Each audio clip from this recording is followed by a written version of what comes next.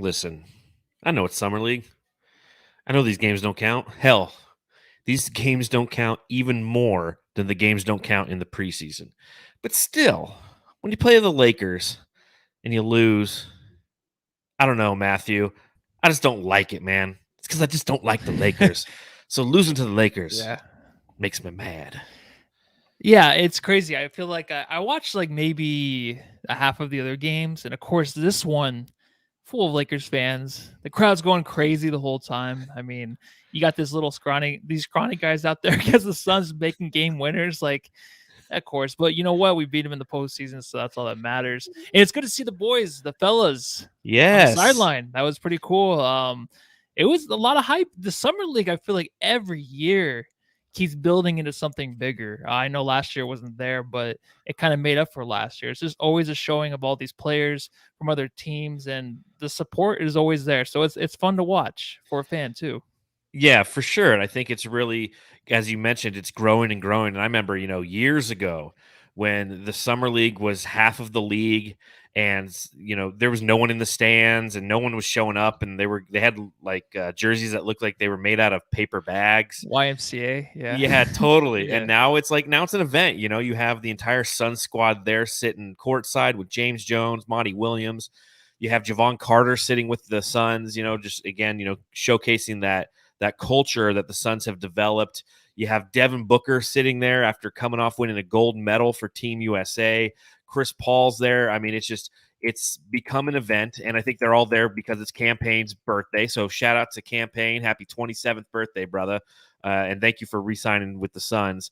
But you're right; it's become kind of like a little place to be now for NBA players.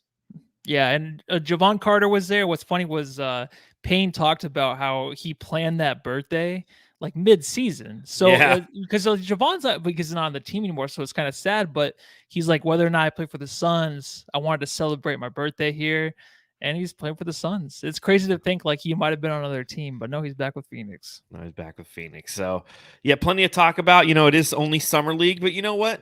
It's nice to do a post game show again, Matthew. I mean, It is. and no offense to Saul or Dave or Espo, but it's kind of nice just you and me.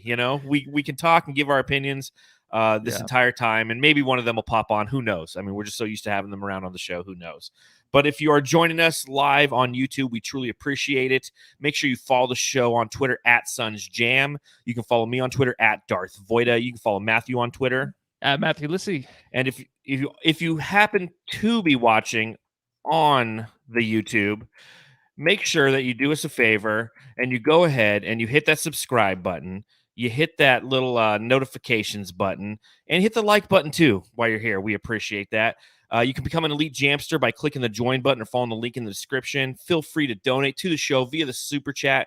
So maybe we can use some of that money to go up to Vegas and cover one of these games right afterwards from the Thomas and Mack Center up there in Vegas. If you're listening to the pod, please subscribe, rate, and review wherever you're getting the pod for all your favorite Phoenix Suns content. And if you leave a 5-star review on Apple Podcasts, we'll actually read it right here on the show. And guess what? We're gonna kick off this show doing that, Matthew. So here's the Okay. first one. This is from Mike Shumway. It says, best podcast for Suns fans. John and Matthew are the best pair of homegrown organic Suns fans and super team of podcasters.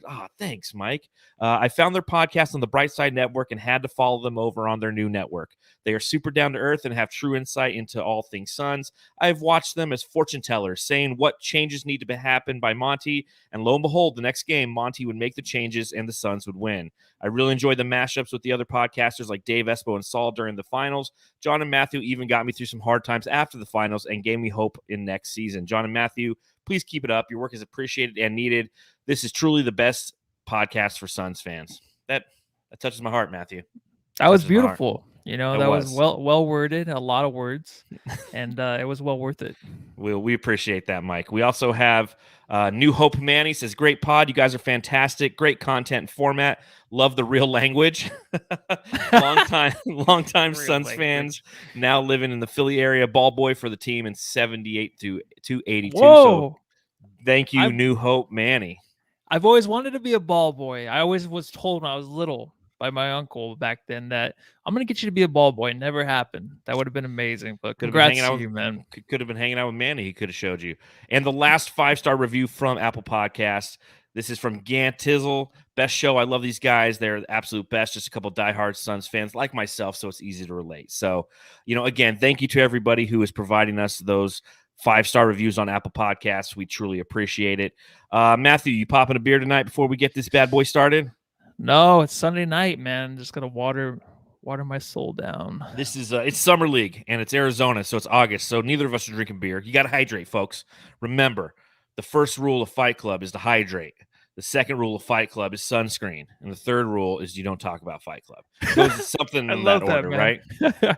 Yeah, I was just starting that movie the other night, but I didn't finish it. So Oh man, I so think good, you're close, man. so good. Well, on that note, we're gonna go ahead and kick off this pod and talk about this game 1 of the Summer League for your Phoenix Suns.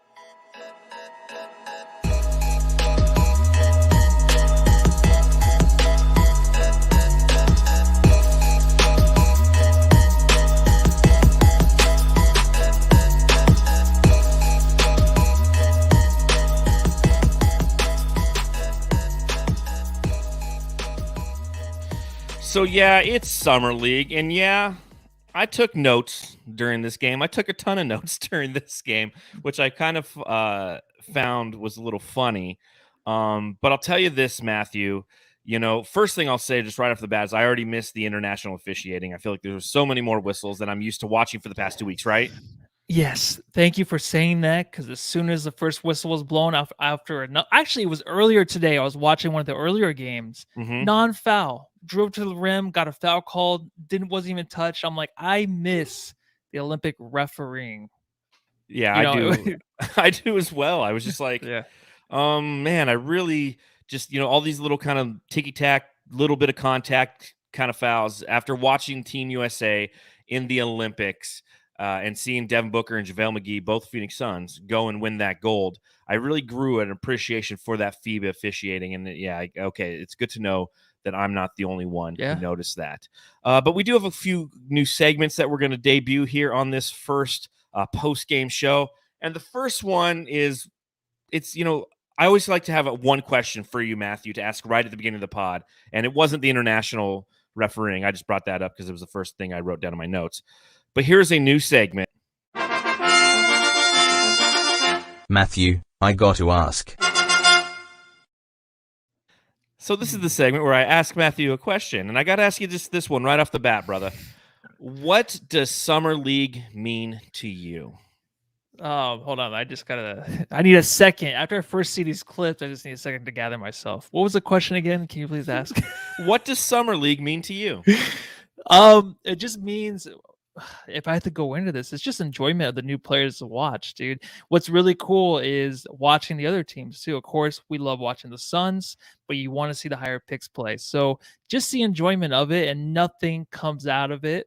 Nothing really comes out of it. I know a lot of people think like, oh, it doesn't matter. Sometimes it does. Lonzo will throw up the triple-double Summer League season, but he's still a good player. So something came out of that, maybe. Nothing comes out of it, really. It's just fun to watch. Yeah, I think obviously I agree with you. I love basketball. We both love basketball. That's why we have a basketball podcast. But it's just watching guys who are just trying to break on through to the other side, pull a Jim Morrison and do just that. And I think that it gives you some excitement. Obviously, for Suns fans, we've become very accustomed to Summer League over the past half decade because of all the lottery picks that we had. And so this is kind of fun to watch a Summer League knowing that you're not seeing a preview of your starting lineup. It's not like Josh Jackson out there with DeAndre Ayton and Elliot Kobo and Mikal Bridges. It's like that we had pretty much like our starting lineup in the Summer League for multiple seasons. But that's, I agree with you that it's an opportunity to see some guys and see if the development is occurring, to see if there's things that you're looking for and to see if they actually come to fruition with some of these guys. You mentioned LiAngelo Ball. He dropped like 18 points and was like 5 for 8 shooting today, So it's like, it's these little moments that, to your point, really don't mean anything. But it is an opportunity for not only players, but head coaches like Brian Randall, who's currently an assistant coach for the Phoenix Suns, who is coaching the Phoenix Suns in the Summer League, to navigate and to develop their skill set, to see Stix, to see Tyshawn Alexander, to see a lot of international players and G Leaguers come to a team like that the Phoenix Suns has constructed in this format, and to see if anybody just has that skill set that's going to allow them to, again, break on through. None of these guys that are not named Tyshawn Alexander or Jalen Smith are going to play for the Phoenix Suns this year. But Jalen Smith, the other one, the Jalen Smith with an extra E, might have an opportunity to put something on film to where he could end up playing for a team this year. And we'll be like, oh, yeah, I remember that guy. He was playing in a summer league for the Phoenix Suns. So, what is summer league? I just think that it's a good opportunity to really just enjoy some basketball, not too seriously, and see who's coming up and see how your draft picks or your second year guys are doing. And Zona Hoops, our good buddy Zona Hoops, who joined the podcast during the draft era that we had here, that one pod, he did tweet this out today, and I want to preface this important reminder: summer league performances don't mean anything unless it fits the agenda you are pushing. And that is ever so true, because none of it really matters. But if something happens, if you're sitting there like, listen, I need Jalen Stix to dominate the paint, and then he comes out and he has a performance like tonight where he ends up having a total of 12 rebounds, you're like, that's exactly what I want to see. None of it truly matters. But that being said, we have a podcast, so we're going to overanalyze everything because that's just what we do. Yeah, and who would have known we'd be doing a post-game podcast for Summer League? But it's a very important thing for all these players to be playing well, right? It gets to the point like tonight's game where it's just like they're playing for their basketball lives. Like you said, Jalen Smith, Tyshawn Alexander, who knows if they'll even be a Sun next year? I mean, you can even see it in the comments right now about the trades, about how we just got to get the veteran in there, maybe trade in for market, and just really weird things. I mean, it might come true, it might not. Jalen Smith might play his way into the lineup. I know they're really high on him, but it might not work out. But all these guys, they'll play wherever else. They might not be in the NBA, but all this tape, all this film, the coaches that are there are really paying attention. And it's almost like, for a player, I was going to ask you, I know we just did the Matthew Ask segment, but for a player to be playing this game in Summer League, is it hard, do you think, for these guys to play unselfish basketball? Just because, like NBA 2K, when you play 2K, you're my player. You got to pump those stats up and stuff to get the player grade at the end of those, the 3 games you usually play before you get drafted. I feel like it's like that, in a way where these players want to seem like they're unselfish, make the right plays, but also get those points, those stats up. So I feel like it's a hard in between, but you see it a lot tonight where these guys might just be kind of ball hogs in a way, just to get those stats up in the film that the coaches can kind of digress and go in and just see how these players really are. But it must be a weird situation for these guys, dude. Basketball lives on the line. It's a great observation, and I feel like it's absolutely true. I mean, you look overall at how the Suns performed tonight, and they had 14 assists on 27 total made field goals, and you just didn't see at the end of the game a lot of ball movement. It was a lot of that ISO ball. I mean, one of those last plays, I don't know the guy's name, but he drove to the rim and had 3 guys on him, and he got the foul. And, at the same time, like, good quality basketball is you pass out of that situation because there's obviously a mismatch somewhere, but he wanted to go for kind of the highlight, if you will. And he unfortunately didn't come through. It was Tyshawn Alexander. Was it Tyshawn? I don't but think it was Jalen. It was Jalen Smith with the 2 E's that they kept calling him Tyshawn Alexander all night in the first half. Did you notice that? Yeah. He had the whole killer time. First half, and the whole time, like, they're like, oh. That was literally something I wrote down in my notes. I go, there's 2 Smiths, 2 Alexanders, and one completely confused Mark Jones calling the game because he had no idea. Because then you have Tyshawn Alexander's number 0, and Jalen Smith with 2 E's had 2 zeros, so he didn't know what the hell was going on. But yeah, I think it was one of those. It was Alexander Smith. You say that, and in any aspect or any highlight of this game, and you're probably not wrong. Because they also were like the 4 leading scorers for the Suns. It was like Alexander. Let's see. So leading the Suns in scoring tonight is Frazier. Jalen Smith, and then you had other Jalen Smith, and then you had Tyshawn Alexander, and then you had other Tyshawn Alexander. I mean, it's just like, yeah, it's got to be really confusing for like Mark Jones. And when Doris Burke is correcting you, you done fucked up.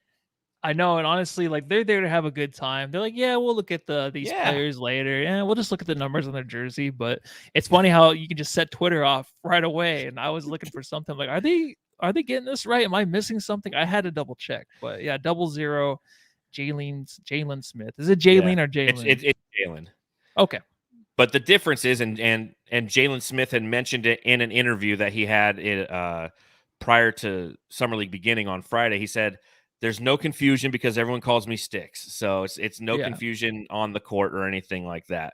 But looking at this game, some of the things that I wrote down, the first thing was Tyshawn Alexander looked really impressive. I was kind of surprised that he didn't start. Did you notice that?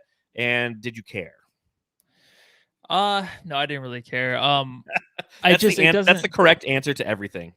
Yeah, I mean, a lot of this isn't. You can't take like too much from it, but you would think he would be, especially already talked about Zona, how he did the interview with Tyshawn, and how coming into this game, it spotlights on those two. So him not starting is kind of a weird thing at first to think about, but in the end, I feel like he was on the floor. How many minutes was he actually on? 21 minutes. So Yeah. he was up there in minutes, fourth on the team. So he still got his minutes. So I don't think his starting is really a big deal. No, I don't either. And I did like how he played. He went 4 for 9 from the field, 11 points, 2 assists, 3 rebounds. And again, I'm not going to sit here and quote the box score as something that says, "Hey, this is good," or "Hey, this is bad." It's more about the eye test when it comes to the summer league, because you can go like Tyshawn. He went 1 for 5 from the field, from 3, but at the same time, like, they were good looking shots. They just didn't fall. I really don't care. I just want to see him get to those open spots. And what I found was kind of fun and interesting about him was the way that he was controlling the offense, the way that he played with confidence tonight, the way he was navigating not only the pick and roll, but running some of the Devin Booker plays. He was doing those high handoffs to, mid-range jumpers. He was kind of playing more of the 2-guard Devin Booker role. And I thought that was kind of interesting because obviously, given his height and the way and his role at Creighton, he was more of the distributor. Did you notice that he was, just really kind of throwing the ball down and playing well in those different sets?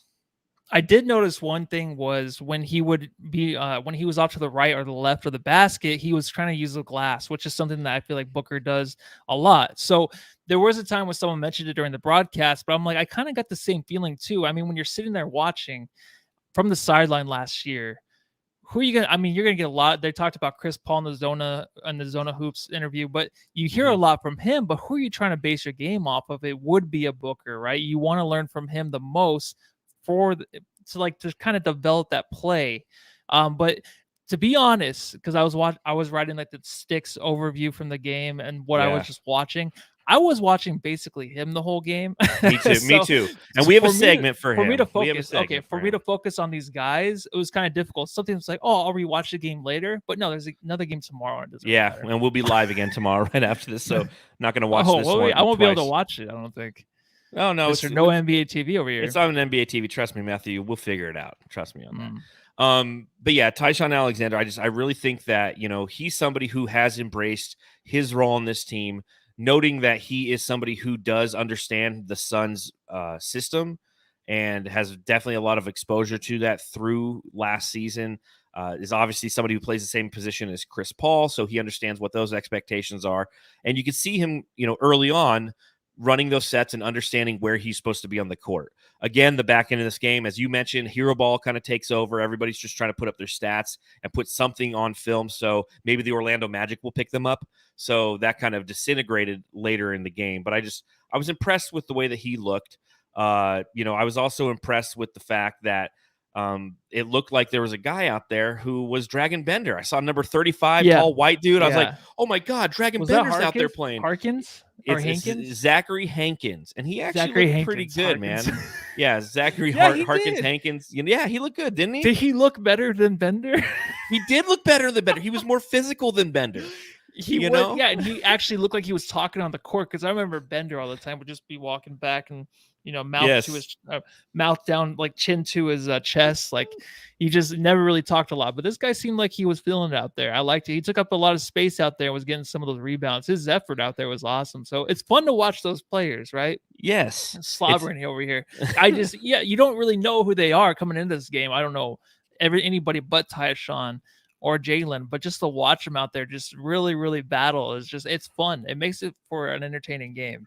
Yeah, I was looking. It looks like he's a guy who played in the Israeli league, which is one of the top leagues in the world. Yeah. Nation, the country, what in the world. And he's somebody who again played physical, and I think that is something that when it comes to the summer league, you definitely notice because I feel like it is typically dominated by guard play. I think a lot of the big guys, looking at some of the games earlier today, I was watching the Detroit versus Thunder game with Cade Cunningham and Killian Hayes, and they ended up losing that one because Killian Hayes just throws the ball away a lot, man. I was really kind of surprised. Did you forget about him? I did. No, and I was like, definitely remembered who he is. I wanted No, the I know Suns to who he draft is, him but I last year. forgot. Yeah, I know because KOC was like, this guy's gonna be the best guy out of the draft, and I just saw him throwing the ball away. I'm like, what is going on with this really guy? bad But passes. it's summer league, so yeah, but very still, true. make those passes have to be made. Though. I know you got to make those passes. But yeah, Hankins playing really good. But I think obviously the one guy that everybody has their eyes on is Stix. The Stix Summer League Report. So here we are. You got an accent going, huh? Yeah. So was that you? No. So I found essentially what you can do on the internet is you can go find these websites where you can type in text and then have it say like what you want in different accents. I found one where it's like I can get Kevin Harlan to say it, but it just didn't sound right because it's like Stix. It was all messed up. But I've also been watching Ted Lasso all weekend, which is Jason Sudeikis is. Have you seen it? No, but everyone loves it. Everybody loves that show. Good. But obviously, it's a show that takes place over in England. So I've been listening to little English accents all weekend. So I'm just like, I'm going to get the Stix Summer League Report. In there. Stix looks like he's English. He could be. He could be. He kind of looks like one of the guys who plays for AFC. I forget the name of it. Oh, my God. I've been watching all week. What is the name of their team? Richmond. AFC Richmond. Mm-hmm. We've totally digressed. The Stix Summer League Report. So I'll kick this segment off that we'll be doing throughout Summer League here with you, Matthew. I'm just going to ask you the one question. What are you looking for from Stix during this Summer League? What he showed really is just how is he from three? Because that's the one thing I remember. He's a 3-point shooter. What was he? Over 40% coming out of college. Incorrect. Yes, he was. No, there's no way he was not. Yes, he was. He wasn't. Okay, we'll look it up. Someone in the someone of the Jamster look that up because I swear he's a 40% shooter. I know because I literally I wrote a piece on him the other day and I was talking. What was he, 38 or something? No, it was like 32. What? I thought he was a good 3-point shooter. Yeah, this is where I'm sorry to interrupt what you're looking for, but because I'm looking for it. So he shot 32.3% in college from three. Buddy, okay. Well, I thought maybe okay. We'll just cut this part from the pod. But I was looking from the three because honestly, he shot. I mean, how many did he even shoot? Okay, so he went freaking 2 for 8. So shooting 2 for 8, you would get the frustration of me thinking, oh, he's a good 3-point shooter from college. Why can't he make these? But a lot of them just seem kind of like, hey, I'm going to throw him up there. Especially in the beginning, he seemed like Ayton in a way to where he was down the block. The mismatches were there, but the ball was not getting to him. So he seemed like, okay, I'll just throw up a 3. I'll just see how that feels. And I mean, he was 2 for 8. He airballed, I think, 3 of them, including the game-winning shot he airballed, which is fine. It doesn't matter. As long as it didn't go to overtime, who cares? I'm glad it was a 1 point. Yeah. But so I was looking for that and just how he did on defense and offensive rebounding, defensive rebounding, and how he would look in the paint. In the paint, we didn't really see too much, but the offensive rebounding was actually pretty impressive. And one thing that surprised me was just the way he was on the fast break, filling the lanes.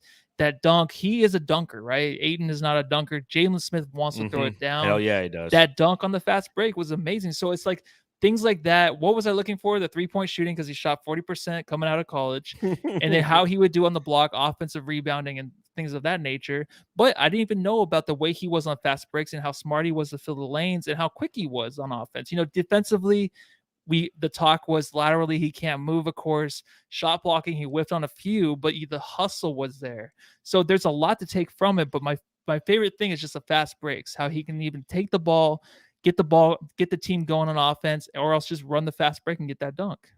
Well, and that's what I'm looking for from Stix, is I'm just looking for hustle and effort. Again, I'm not looking for the big box scores. I'm not looking for him to chuck up a bunch of threes. In fact, I'd like to actually see the opposite of that. I really want to see his presence in the paint because as I noted, he shot 32.3% from 3 in college. And if you look at how he played last season, he ended up shooting a total of 23.5% from 3 last year. Now, granted, this is a very small sample size. Okay, if you look at his totals last year, he went 4 for 17 from 3. Okay, so it's not like he's shooting 300 threes a year and only making like 50 of them. But at the same time, like, I want to see the presence in the paint. And Coach Brian Randall before the game said that every time he steps on the court, hopefully he's growing and learning and he's feeling the game out. But it's not a situation where we want him to score 30 and say, hey, you got to shoot 20 shots a night. That's not what we're looking at. It's not what we emphasize. That's not what we value. We want him to just get his motor going and feel the game. And to your point, Matthew, that's what we want from Stix, is we just want to see that high motor. And I feel like I was robbed of that a little bit tonight. I feel like he's an easy guy to defend. He lives in the right corner. And Doris Burke was saying it at the end of the game, and it's something that if you watch, like I wrote it early in the game. I'm like, he's just living on the right corner. He's not setting any screens. He set a few screens. But again, if this is a guy who's going to be your 4 or your 5, you don't want him to be Mikal Bridges. He was playing essentially the Mikal Bridges role tonight, where he just stood in the three-point corner, and if he had an opportunity and the ball was passed to him, he would take the 3 and he would miss it. And that's what I want to see from Stix. And obviously, yes, I'm being overly critical. We have a pod, so that's what we do. We're overly critical on the Summer League game. Obviously, he played well. I'm not going to put it all in the stats, but he did have 15 and 12 or something. So he was efficient. When the team started getting out and running, that's where you saw Stix really try to, exude his effort. But outside of that, on offense, dude, he was like on Stix Island over there in the corner and not setting any screens. Yeah, and I noted that too in the beginning. It's like, where's he? Like, what are you trying to do on offense? You're standing in the corner. But the thing that I noticed was he has a knack for getting to the ball, getting to the rim quickly. Like, he makes up a lot of room fast. So he'll get to the rim, like the shot clock was coming down on one possession, and he knows it, so the shot's gonna go up. So then what he does is he gets to the rim, he finds a mismatch, he tries to avoid the box out, and he got those offensive rebounds early. So that's something that was kind of cool. Otherwise, I know what you're saying, because him standing in the corner, it's like, what's the point of all of this, man? What are you trying to do here? I know they're not really going to have a lot of plays in summer league to run in the pick and roll situations and stuff like that, but I don't want him to sit in the corner just as much as you, like Mikal Bridges, and he reminds me of him. So it's like, kind of get to the rim, but then I don't even know if he has the moves to get to the rim. But just cutting or something like that would have been nice to see. But I did like him just kind of crashing the boards when he could. So that was the one thing to make up for it. Otherwise, I would have been like, what is he doing? Otherwise, it would have been a very, very big negative. I feel on defense, that's where his presence was felt a little bit more. He would crash the boards on defense. He would have the shooters in the corner so he could cheat a little bit and crash. But on offense, I saw him just kind of stand out there a long time, and it would, he wouldn't go crash those boards. Now, he ended up with 4 offensive boards, but I really feel like, you hit a good point. I would like to see him cut a little bit more. And knowing that Tyshawn Alexander was running point, they ran a screen and roll with Stix and Tyshawn Alexander one time. I was like, okay, I'm like rubbing my hands together. I'm like, here we go. And it ended up being a turnover because it was a bad pass by Tyshawn Alexander to Jalen Smith. He tried to bounce pass instead of kind of going over the top, where he had a good opportunity to do so. And, again, that's why Summer League is what it is. It's an opportunity to learn. But I feel like, again, from a motor standpoint, from an effort standpoint, I'd like to see Stix move around the court a little bit more. Try some screens, try some back screens to free himself up, try some cuts, try some post-ups. We didn't see him post up at all tonight. And again, 6'10", he's got those big broad shoulders like Caleb Dressel, looking like he just won, some Olympic golds over in Tokyo. Like, he has the opportunity to at least try some of these things. And to your point, we don't know what his interior moves look like because he's never played on the interior for the Suns. He's always standing out, camped out behind the line. So, those are a couple things that I noticed. I also noticed that he's extremely long. When you see him running, and he's got this weird little hop when he runs, but his arms are just so damn long. It is Mikal Bridges-esque. What do you think about how he looked, at least physically, on the court? Oh, he looked a lot better. I mean, body language itself was way better. So whatever he did last season, early in the season, the few minutes he had, he always just looked so lost, right? Didn't know what to do. I think he fell on the floor a few times because he just didn't have the footing. He seemed like a different person. I don't know if he actually gained weight or just, some more muscle. He looked a little bit bigger, but maybe that's just my eyes deceiving me because he's playing against the scrawnier, like smaller players in the NBA, the ones that aren't really fit and cut out to make it. So maybe that's the thing. But his length, like even when he jumps up for a rebound and he mistimed it, like tonight there was one, he has his leg, his arm is still up So there, yeah, like a big spoon, just ready to but he can swarm the ball easily, I think, underneath the rim. Like anytime he is even being matched out or boxed out, he can use those arms not to go up over the top of somebody, but to go around them or just kind of deflect it, tip it up in the air. So I see that as something that he can work on. But just I think he was trying to get down on the block early on offense. And like I mentioned earlier, it was kind of like Aiden where he just wasn't getting it. So I think he just kind of gave up because I feel like these players might not trust it like they did with Aiden, where they didn't trust Aiden, but maybe they're just not trusting it like their pass. They're just not used to the situation. Just like the screen and rolls. If you're going to set a screen and the bad pass by Tyshawn, that's a turnover because that takes practice. It takes a lot working with that guy, just like Chris Paul was so good with it with Saric for some reason because they knew each other well on the pick and roll. But I think when you're trying to do that with guys that haven't really played together, it's going to be, you're not going to see it be so efficient that way. No, you're absolutely right. And that's, again, that's why you see a lot of that isolation ball in Summer League, just because there's not enough time to truly develop any sense of chemistry.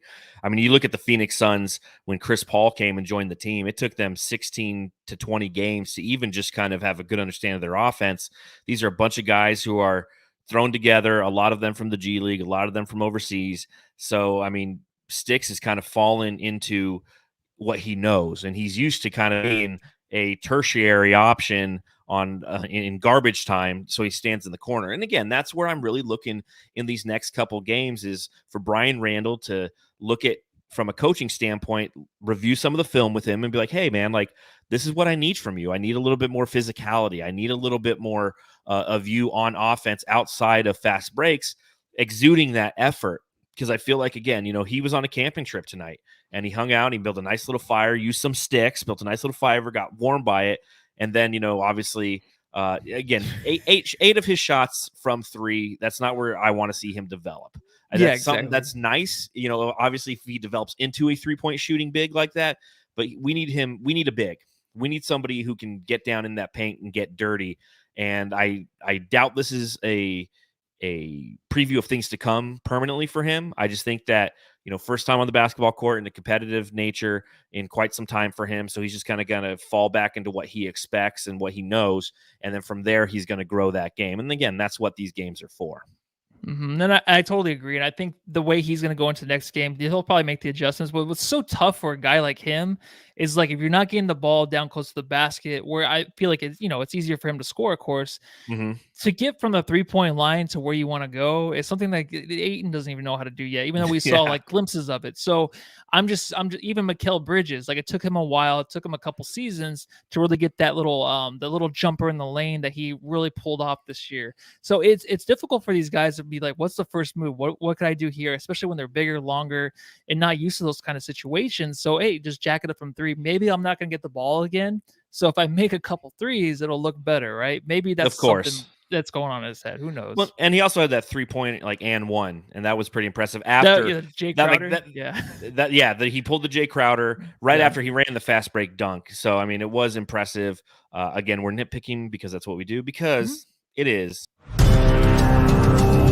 the Stix Summer League Report. I feel like it's like James Bond. That's like Q. Yeah, it is. She's like, all right, Q, this is what me think. In it. Fuck about. Yeah. Sorry, Ted Lasso is so good, man. You got to check that out.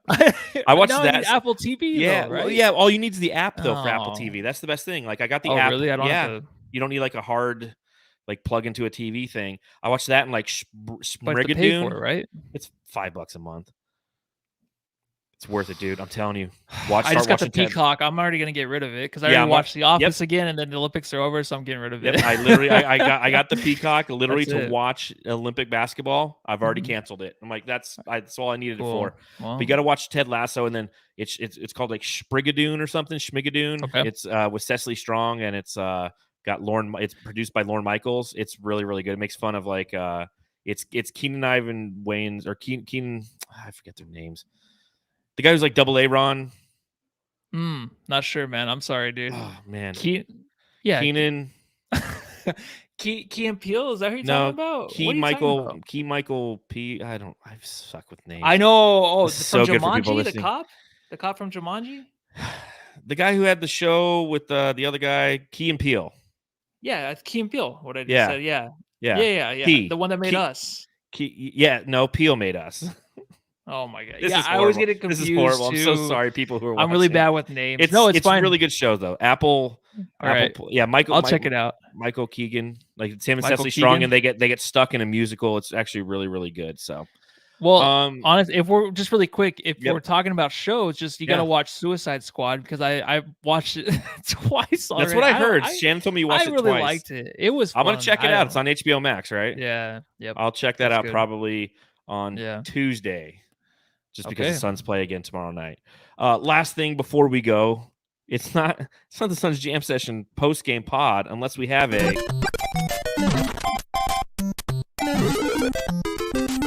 Jam Star of the Game. So, a reminder to everybody who's watching live: if you stuck through it, and you after you got through our Apple Plus conversation, make sure you hit the thumbs up button. And if you're Yeah. listening to the pod, it's a good opportunity to remember that it is it's a place to subscribe and as well. Yeah, Keegan Michael Key.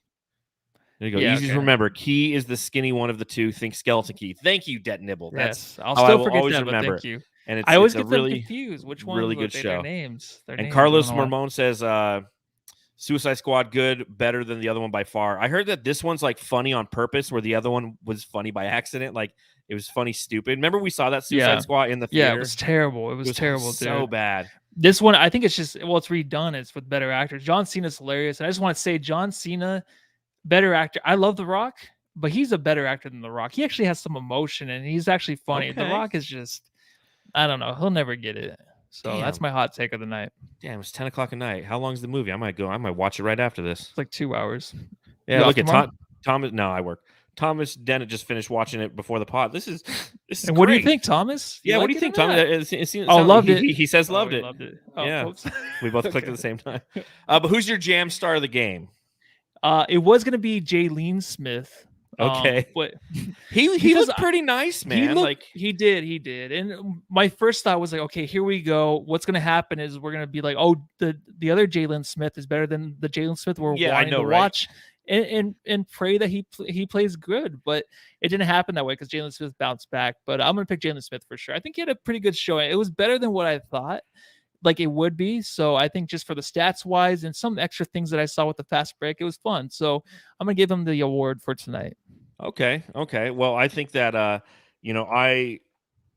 I do respect the other Jalen Smith 2.0. I guess the 00 Jalen Smith because again he looks nice. He's somebody who if you don't know who he is, he's actually the MVP of the BBL league, which is Germany's highest professional basketball league.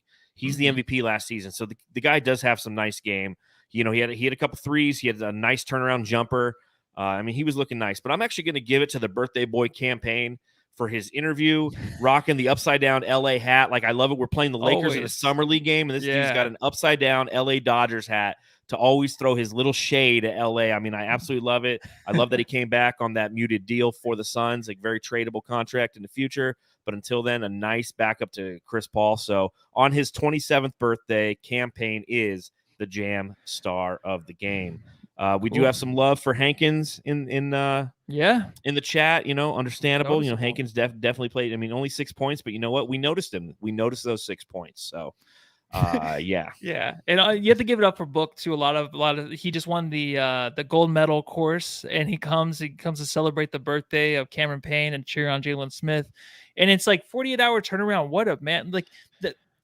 I feel like when you're done playing though, when you're Booker, you don't want to stop playing. You don't want to stop being around these guys and just keep playing basketball, right? I don't think there's really going to be a rest for him going into next year. I'm just crazy, but you might call me crazy, but I feel like he's just going to be right at the gym the next week, right? He'll be right Absolutely. back at it with everybody else. He doesn't want to miss out. Dude, this guy just loves basketball. I mean, tell Yeah. me, talk about hitting the jackpot on Devin Booker. I mean, we continually. Holy I mean, poop. I think back to some of our early pods when we were talking about the steps that it takes for Devin Booker to become an elite player, and the first thing was become an all-star, and the second thing was like get to the playoffs, and then the third thing was like win in the playoffs, and then Olympian is something that you throw in there. And not only has he done all that in the past year, but he's right back at the Summer League with his team, being the ultimate team guy, kicking it on his boy's birthday, hanging out, and just wants to be around basketball at all times. Like, he is truly that guy that you want. This was the problem with like the Josh Jacksons of the world. Josh Jackson was a guy who had all this talent, exuding talent, but he didn't have the mental game. He didn't have it going on in between the ears. Whereas like Devin Booker, obviously talented as well, but has it going on in between the ears and is just continually building, the backbone of this culture for this team. And to see him sitting there with his haircut, not having a headband around it, I was like, dude, welcome back, D-Book, man. It's so good to see him, man.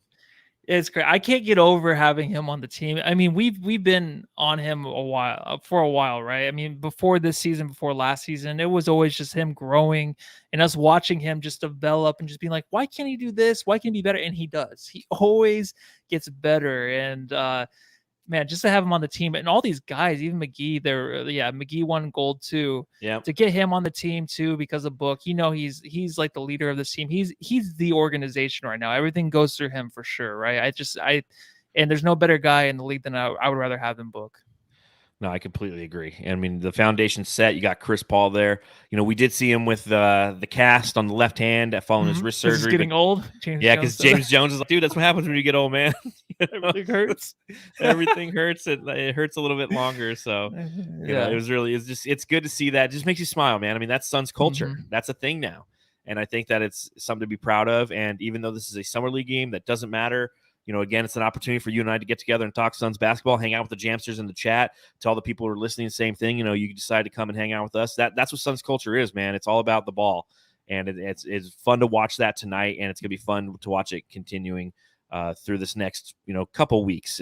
Summer League ends on the 17th if they win it all, and then we'll have a little bit of that kind of downtime as the Suns, have an offseason. Booker might have some sense of an off-season before the preseason and training camp and all that stuff begins. Yeah, man, let's go.